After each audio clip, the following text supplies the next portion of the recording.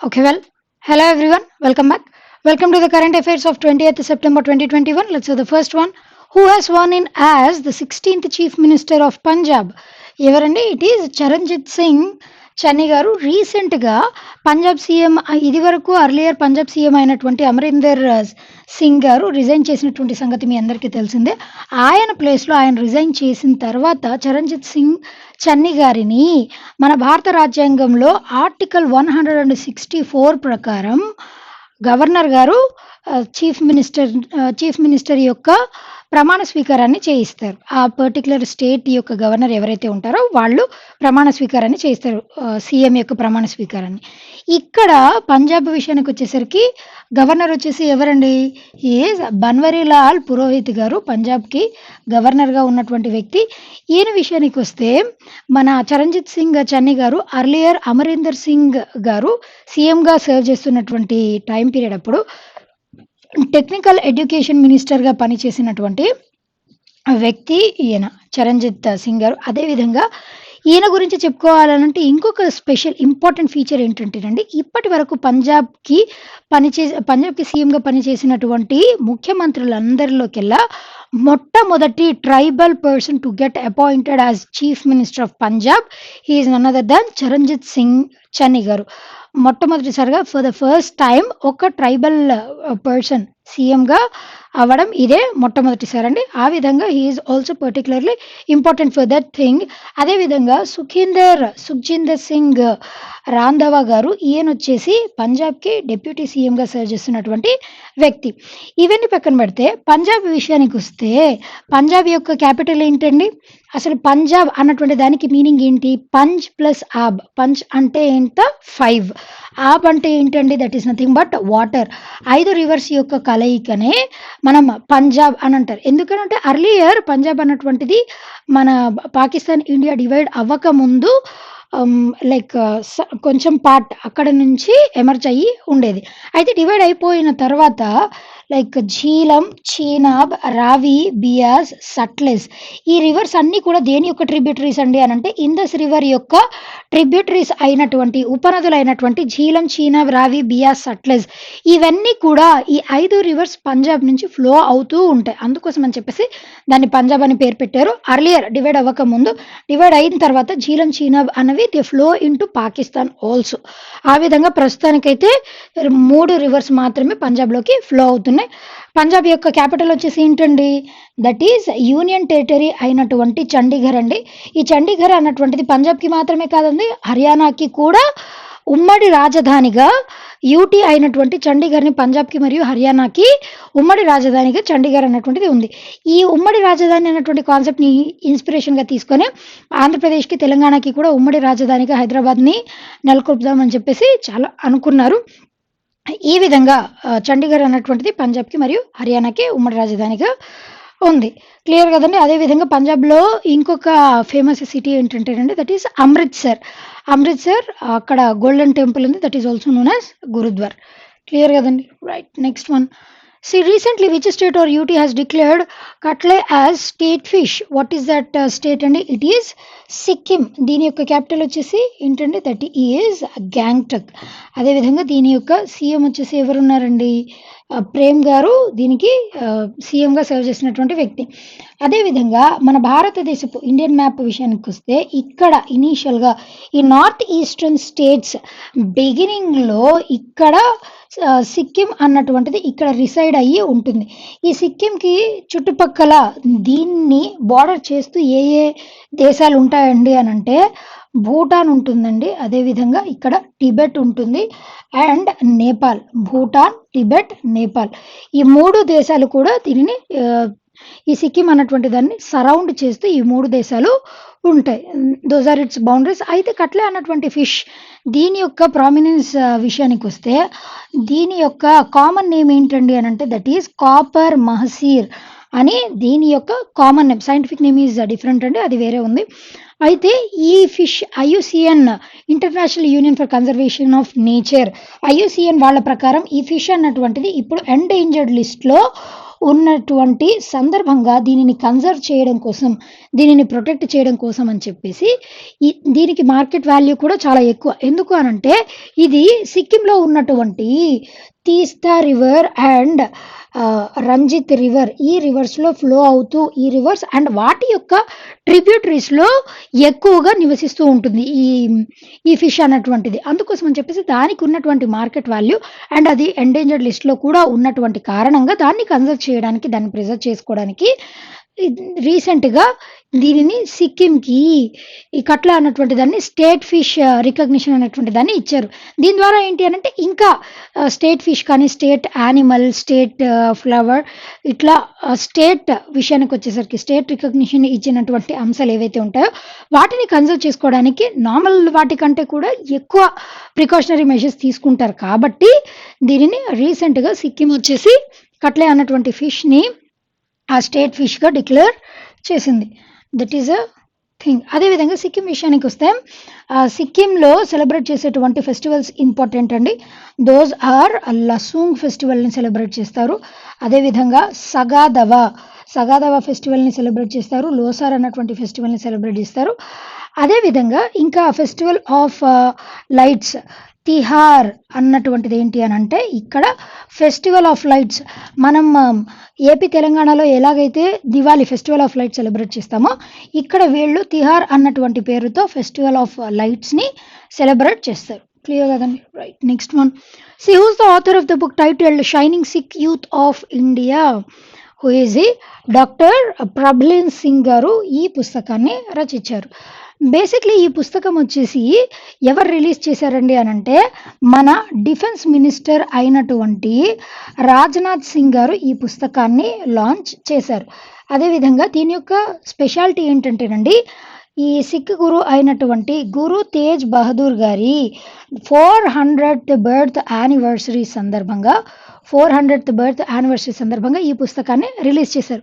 దీని ద్వారా ఏంటి అనంటే సిక్స్ అంటే ఆ కమ్యూనిటీకి చెందినటువంటి వ్యక్తులు వాళ్ళ యొక్క ఎక్స్పీరియన్సెస్ కానీ వాళ్ళ యొక్క అచీవ్మెంట్స్ వాళ్ళు సాధించినటువంటి సక్సెస్ వాటన్నిటి గురించి టోటల్గా 100 ఎగ్జాంపుల్స్ రూపంలో కన్సిడర్ చేసి ఈ పుస్తకాన్ని రచించారు. ఎంటైర్లీ ఈ పుస్తకం అన్నటువంటిది ఎవరి గురించి అనంటే సిక్కులు అదేవిధంగా వాళ్ళ యొక్క అచీవ్మెంట్స్ గురించినటువంటి ఎంటైర్ బుక్కే దిస్ బుక్. క్లియర్ కదండి? రైట్. Next one.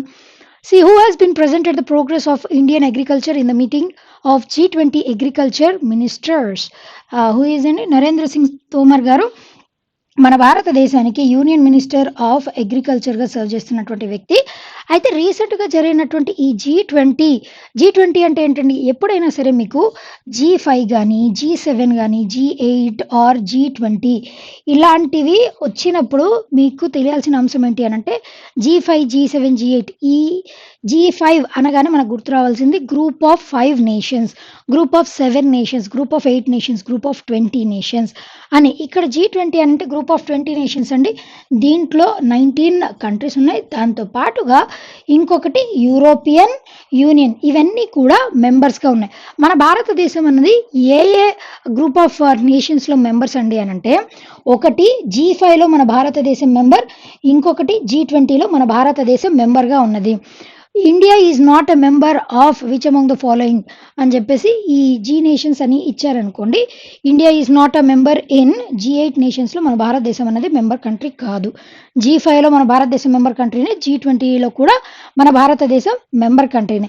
అండ్ దీంతో పాటు ఈ 20 నేషన్స్ అంటే 19 కంట్రీస్ ప్లస్ యూరోపియన్ యూనియన్తో పాటు ఇంకా IMF నుంచి కూడా representatives, international monetary fund and దీనితో పాటుగా వరల్డ్ బ్యాంక్ నుంచి, ఇంటర్నేషనల్ మానిటరీ ఫండ్ నుంచి, వీటి నుంచి కూడా రిప్రజెంటేటివ్స్ దీంట్లో భాగస్వామ్యులుగా ఉంటారు. ఈ రెండింటి యొక్క హెడ్ క్వార్టర్స్ ఎక్కడ ఉంటున్నాయండి? IMF కానీ అదేవిధంగా వరల్డ్ బ్యాంక్, ఈ రెండింటి యొక్క హెడ్ క్వార్టర్స్ వచ్చేసి వాషింగ్టన్ డీసీలో ఉన్నాయి. రీసెంట్గా ఈ మీటింగ్ అనేది వర్చువల్గా జరిగిందండి. ఇది అగ్రికల్చర్ మినిస్టర్స్ మీటింగ్ కాబట్టి ఇట్ ఈస్ నాట్ అ సమ్మిట్కి మీటింగ్కి డిఫరెన్స్ నేను ఇదివరకే చెప్పానండి. సమ్మిట్ అంటే హై లెవెల్ మీటింగ్, అంటే ఆ నేషన్స్ యొక్క హెడ్స్ వాళ్ళందరూ కూడబలుక్కొని చేసేటువంటి మీటింగ్ని, హై లెవెల్ మీటింగ్ని దాన్ని సమ్మిట్ అని అంటారు. ఇక్కడ 2021లో G20 సమ్మిట్ అన్నది ఎప్పుడు జరగబోతుందనండి అనంటే దట్ ఈస్ నెక్స్ట్ మంత్ అక్టోబర్లో జరగబోతుందండి 2021. ఎవరి ఆధ్వర్యంలో అండి అనంటే ఇటలీ యొక్క నేతృత్వంలో అక్టోబర్లో G20 సమ్మిట్ అనేది జరగబోతుంది. ఇటలీ క్యాపిటల్ అండ్ కరెన్సీ వచ్చేసి ఏమేమి ఉన్నాయండి? Those are Rome and the currency is euro. These are capital and currency. అదేవిధంగా నరేంద్ర సింగ్ తోమర్ గారు దీంట్లో ప్రస్తావించినటువంటి అంశాలు ఏంటంటేనండి, మన భారతదేశంలో ఉన్నటువంటి ట్రెడిషనల్ ఫుడ్ సిస్టమ్, అదేవిధంగా మనం యూజ్ చేసేటువంటి ఫార్టిఫైడ్ ఫుడ్, దాని ద్వారా ఏంటి అంటే మైక్రో లెవెల్లో న్యూట్రియంట్స్ని కూడా యాడ్ చేసి మన ఫుడ్కి అందజేస్తాం. బెస్ట్ ఎగ్జాంపుల్ అంగన్వాడీ సెంటర్స్ కానీ, ఇంకా వేరే ఇట్లాంటి పీడిఎస్ రేషన్ షాప్స్ కానీ, ఇట్లాంటి ద్వారా మనం సబ్సిడైజ్డ్ ప్రైస్లోనే లేదా ఫ్రీగానే మనం రూరల్ ఏరియాస్లో ఉన్నటువంటి పువర్ పీపుల్కి వాళ్ళకి అందజేయడం, మన ట్రెడిషనల్ మెథడ్స్ ద్వారా మనం ఫుడ్ని వాడడం, ఫుడ్ టెక్నిక్స్ని యూజ్ చేయడం వల్ల, అదేవిధంగా హై ఈల్డింగ్ వెరైటీ ఆఫ్ సీడ్స్ని కానీ, లేదు అని అంటే ట్రెడిషనల్ టెక్నిక్స్ని యూజ్ చేసి మనం ఏ విధంగా మా అగ్రికల్చర్ సెక్టర్లో ఎన్హాన్స్మెంట్స్ని తీసుకొని రావచ్చు, వీటన్నిటి గురించి రీసెంట్గా ఈ మీటింగ్లో చర్చించినటువంటి అంశాలు. Right, next one. Recently, who has been appointed as the director of public policy of Facebook India? ఎవరిని అపాయింట్ చేశారండి పబ్లిక్ పాలసీ ఆఫ్ ఫేస్బుక్ ఇండియాకి? రాజీవ్ అగర్వాల్ గారిని రీసెంట్గా దీనికి డైరెక్టర్గా అపాయింట్ చేశారండి. అదేవిధంగా రాజీవ్ అగర్వాల్ కంటే ముందు ఎవరు ఉండేవారండి అని అంటే అంకీ దాస్ గారు ఉండేవారు. కాకపోతే ఈయన లాస్ట్ ఇయర్ అక్టోబర్ 2020లో ఒక కాంట్రవర్సీలో ఇన్వాల్వ్ అవ్వడం వల్ల దాని తర్వాత ఆయన రిజైన్ చేసి వెళ్ళిపోయారండి. రీసెంట్గా రాజీవ్ అగర్వాల్ గారు, ఈయన యూపీ క్యాడర్కి చెందినటువంటి ఐఏఎస్ ఆఫీసర్ అండి. More than 10+ years of experience Indian administrative service IAS ఆఫీసర్గా ఆయనకి కొన్ని నెంబర్ ఆఫ్ ఇయర్స్ ఎక్స్పీరియన్స్ ఉంది. ఆ ఎక్స్పీరియన్స్ని బేరీజ్ వేసుకొని ఆయన ప్లేస్ని రీప్లేస్ చేస్తూ రాజీవ్ అగర్వాల్ గారిని రీసెంట్గా ఈ ఫేస్బుక్ పాలసీ అంటే దీని ద్వారా ముఖ్యమైనటువంటి ఈయన యొక్క విధులు ఏంటంటేనండి, ఈ ఫేస్బుక్ యొక్క సెక్యూరిటీ పాలసీ కానీ, అదేవిధంగా ఇంకా వేరే ఏమైనా పాలసీస్ కానీ వీటన్నిటికీ అంతరాయం కలగకుండా చూసేటువంటి బాధ్యత రాజీవ్ అగర్వాల్ గారికి ఉంటుంది. అదేవిధంగా ఫేస్బుక్ అన్నటువంటిది అమెరికన్ మల్టీనేషనల్ కంపెనీ అండి. మీ అందరికీ తెలుసు, one of the popular social medias also. ఈ ఫేస్బుక్ అన్నటువంటి దానిని మార్క్ జుకర్బర్గ్, దీని యొక్క ఫౌండర్ ఎవరు, ఇది కూడా ఇంపార్టెంటేనండి. మార్క్ జుకర్బర్గ్ గారు ఫేస్బుక్ యొక్క ఫౌండర్. ఈయన 2004వ సంవత్సరంలో ఈ ఫేస్బుక్ అన్నటువంటి దాన్ని సోషల్ మీడియాని దీనిని స్టార్ట్ చేశారు. దాని తర్వాత ఇన్స్టాగ్రామ్ అన్నటువంటి దానిని, ఇది కూడా సోషల్ మీడియానే అండి. ఇప్పుడు బాగా ట్రెండింగ్లో ఉన్నటువంటి one of the social medias Instagram. దీనిని 2012 ఇయర్లో దీనిని వాళ్ళలోకి విలీనం చేసుకున్న ఫేస్బుక్ దాని కంట్రోల్లోకి తెచ్చుకుంది. అండ్ ఇంకొకటి వాట్సాప్ కూడా దాని ఆధ్వర్యంలోకి 2014వ సంవత్సరంలో వాట్సాప్ని కూడా దాని ఆధ్వర్యంలోకి తెచ్చేసుకున్నటువంటి సంస్థ ఫేస్బుక్. దీని యొక్క హెడ్ ఆఫీస్ ఎక్కడుంది అని అంటే కాలిఫోర్నియాలో దీని యొక్క హెడ్ ఆఫీస్ అనేది ఉంది. క్లియర్ కదండి? Right, next one. Talibans have removed which of the following languages from official language status? What is that language అండి? ఇట్ ఈస్ ఉజ్బెక్ లాంగ్వేజ్ అన్నటువంటి దాన్ని తాలిబన్స్ వాళ్ళ దేశం యొక్క అఫీషియల్ లాంగ్వేజ్ రికగ్నిషన్ దాంట్లో నుంచి తీసేశారండి. అర్లియర్ వీళ్ళ దేశానికి సంబంధించి 3 అఫీషియల్ లాంగ్వేజెస్ ఉండేవండి. ఈ 3 అఫీషియల్ లాంగ్వేజెస్ వచ్చేసి ఏమేమి ఉండేవనంటే పాస్తో, దారి అండ్ ఉజ్బెక్. ఈ 3 అఫీషియల్ లాంగ్వేజెస్ ఉండేవి. కాకపోతే ఇక్కడ ఆఫ్ఘనిస్తాన్లో రీసెంట్గా చోటు చేసుకున్నటువంటి అంశాల గురించి నేనైతే చాలాసార్లు ఎక్స్ప్లెయిన్ చేశానండి. ఆఫ్ఘనిస్తాన్ యొక్క క్యాపిటల్ కరెన్సీ వచ్చేసి ఏమేమి ఉన్నాయండి? Those are Kabul and the currency is afghani. These are capital and currency. అయితే రీసెంట్గా అష్రఫ్ ఘనీ గారు ప్రెసిడెంట్గా రిజైన్ చేసి ఫ్లడ్ అవే అయిపోయిన తర్వాత రీసెంట్గా అక్కడ తాలిబాన్ లీడర్ అయినటువంటి అసఫ్ ముల్లా గారు ఆయన ఇంటరిమ్ గవర్నమెంట్ ఫామ్ చేసి కంట్రోల్లోకి తీసుకున్నారు. ఈ సంగతి అంతా మనందరికీ తెలిసిందే.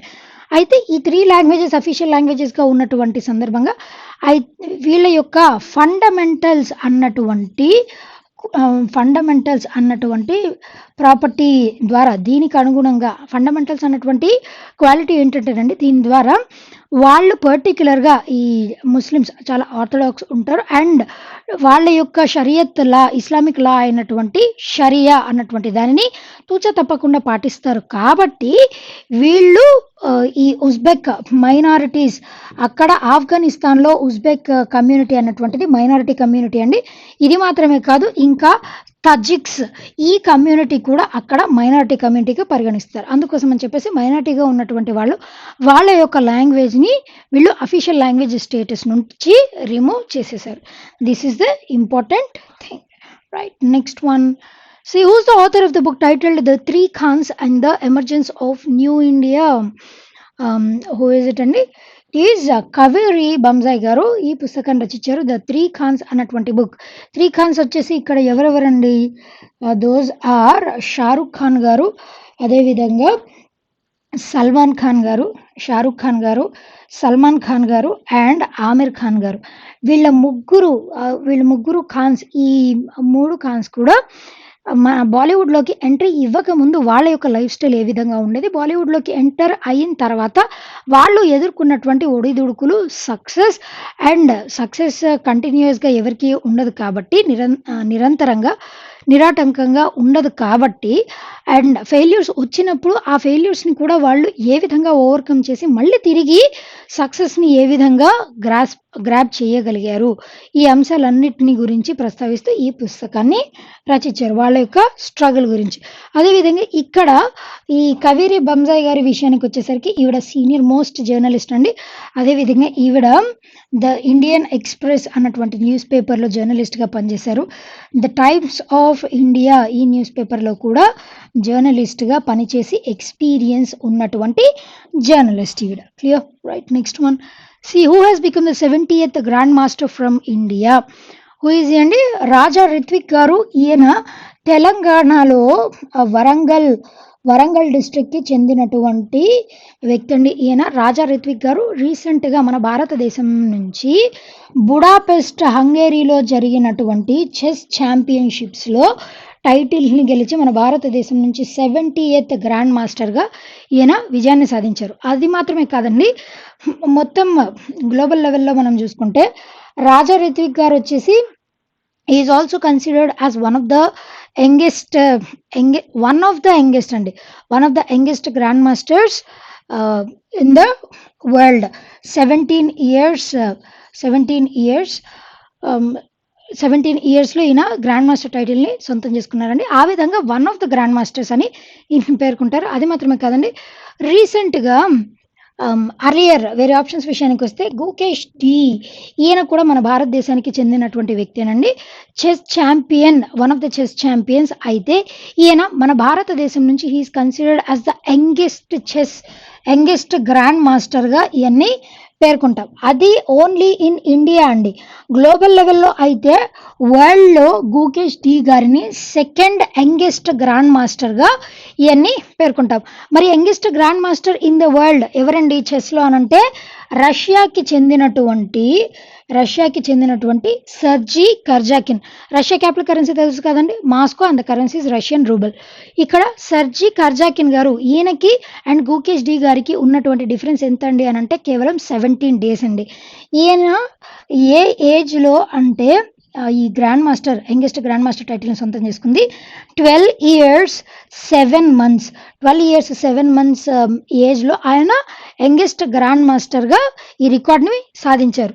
దాని తర్వాత ఈయన మన భారతదేశానికి చెందినటువంటి వ్యక్తి గుకేష్ డి గారు 12 ఇయర్స్ 7 మంత్స్ అండ్ 17 డేస్, కేవలం 17 డేస్ కారణం చేత ఆయన వరల్డ్‌లో సెకండ్ యంగెస్ట్ గ్రాండ్ మాస్టర్‌గా ఉన్నారు. మన భారతదేశంలో అయితే he is considered as the youngest grand master from India and he belongs to the state Tamil Nadu స్టేట్‌కి చెందినటువంటి వ్యక్తి. క్లియర్? Right, next one.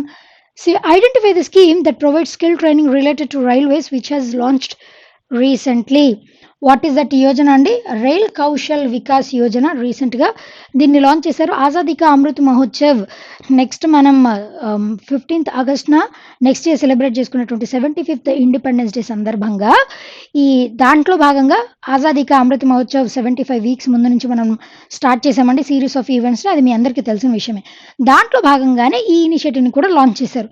దీని ద్వారా ఏంటంటేనండి ఈ రైల్వే జాబ్స్ కోసం ఎవరైతే దీంట్లో రైల్వేస్ కోసం స్ట్రైవ్ చేస్తారో వాళ్ళందరి కోసం వాళ్ళ యొక్క స్కిల్ డెవలప్మెంట్ని ప్రమోట్ చేయడం కోసం, ఎన్హాన్స్ చేయడం కోసం, పర్టిక్యులర్గా రైల్వే సెక్టార్లో ఉండేటువంటి వ్యక్తులు వాళ్ళ యొక్క స్కిల్స్ని డెవలప్ చేయడం కోసం అని చెప్పేసి ఈ వికాస్ యోజనని లాంచ్ చేశారు. అండర్ విచ్ యోజన అండి అని అంటే it is Pradhan Mantri Kaushal Vikas Yojana. It falls under which ministry అండి? Ministry of skill development, ministry of education and skill development అండి. ఈ స్కిల్ డెవలప్మెంట్ మినిస్ట్రీ కిందకు వస్తుంది. దాని ద్వారా దీనిని లాంచ్ చేశారు.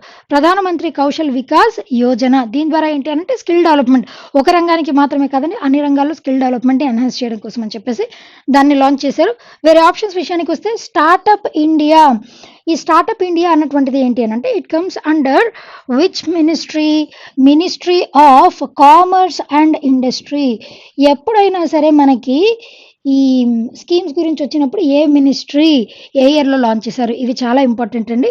స్టార్టప్ ఇండియా అన్నటువంటి దాన్ని ministry of commerce and industry వాళ్ళు లాంచ్ చేశారు. దీని ద్వారా ఏంటి అని అంటే స్టార్టప్స్ అని అనగానే దాని యొక్క డెఫినేషన్ వచ్చేసి ఇయర్కి వచ్చేసి వాళ్ళ యొక్క టర్న్ ఓవర్ 100 crores కంటే తక్కువ ఉంటే అలాంటి ఇండస్ట్రీస్ని పర్ ఇయర్ అండి, ఇది పర్ ఇయర్ 100 crores కంటే టర్న్ ఓవర్ తక్కువగా ఉంటే అలాంటి వాటిని స్టార్టప్స్ అని అంటాం. ఈ స్టార్టప్స్కి కావాల్సినటువంటి ఫినాన్షియల్ అసిస్టెన్స్ కానీ ఎక్విప్మెంట్ కానీ వాటన్నిటిని ఎంకరేజ్ చేయడానికి ఇంట్రడ్యూస్ చేసినటువంటి థింగే స్టార్టప్ ఇండియా అన్నటువంటి స్కీమ్. అదేవిధంగా రాష్ట్రీయ ఆవిష్కార్ అభియాన్ అన్నటువంటిది it comes under ministry of education అండి. యూనియన్ మినిస్టర్గా ఎవరున్నారండి ప్రస్తుతం అనంటే ధర్మేంద్ర ప్రధాన్ గారు యూనియన్ మినిస్టర్గా సర్వ్ చేసినటువంటి వ్యక్తి. రాష్ట్రీయ ఆవిష్కార్ అభియాన్ అన్నటువంటిది it is a culmination of 2 things అండి. దట్ ఈజ్ రాష్ట్రీయ మాధ్యమిక్ శిక్షా అభియాన్ ఇది ప్లస్ సర్వ శిక్షా అభియాన్. ఈ రెండిటి యొక్క కొలాబరేషన్ రాష్ట్రీయ ఆవిష్కార్ అభియాన్. దీని ద్వారా ఏంటి అని అంటే మ్యాథమెటిక్స్లో అదేవిధంగా సైన్స్ అండ్ టెక్నాలజీ ఈ 3 రంగాలలో 6 to 18 years చిల్డ్రన్ వాళ్ళ యొక్క అభిరుచికి తగ్గట్టు వాళ్ళకి ఎన్హాన్స్మెంట్స్ కల్పించడం కోసం, రీసెర్చ్ ఓరియంటెడ్ వాళ్ళని ఎంగేజ్ చేయడం కోసం అని చెప్పేసి ఈ స్కీమ్ని లాంచ్ చేశారు.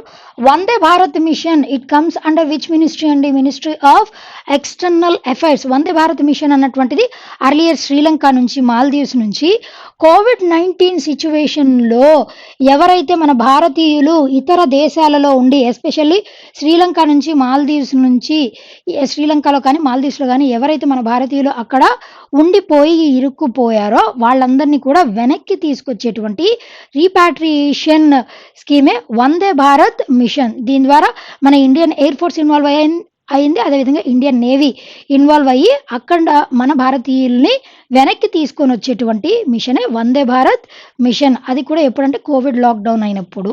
క్లియర్ కదండి? Right, next one the last one for today. Manorama Mohapatra passed away recently. She is a renowned, who is she అండి? She is a renowned literature and journalist. దీంతో పాటుగా she is some other అండి, that is she is also social worker. ఈవిడ innumerable బుక్స్ని రచించారండి. అదేవిధంగా ఏ లాంగ్వేజ్లో అండి అని అంటే ఒడియా లాంగ్వేజ్లో ఈవిడ ఇన్యూమరబుల్ పుస్తకాలని రచించినటువంటి మహిళ. అదేవిధంగా జర్నలిస్ట్గా కూడా ఈవిడ సేవలను అందించారండి. ద సమాజ్ అన్నటువంటి Odean news paper publishing agency అయినటువంటి ద సమాజ్ దాంట్లో ఎడిటర్గా కూడా పనిచేసినటువంటి, చీఫ్ ఎడిటర్గా సర్వ్ చేసినటువంటి మహిళ ఈవిడండి. రీసెంట్గా కార్డియాక్ అరెస్ట్ వల్ల ఈవిడ్ని హాస్పిటల్కి తరలించారు. అక్కడ ట్రీట్మెంట్ అవుతున్నప్పుడే ఈవిడ రీసెంట్గా మృతి చెందారు. Like that she is considers very important. Odisha యొక్క క్యాపిటల్ వచ్చేసి ఏముందండి? That is Bhubaneswar. అదేవిధంగా ఒడిషా యొక్క సీఎం వచ్చేసి ఎవరున్నారండి? నవీన్ పట్నాయక్ గారు ఒడిషాకి సీఎంగా సర్వ్ చేస్తున్నటువంటి వ్యక్తి. క్లియర్ కదండి? Right, okay, well that's all for today. Will be meeting again tomorrow. Until then, be fit, be consistent and thank you.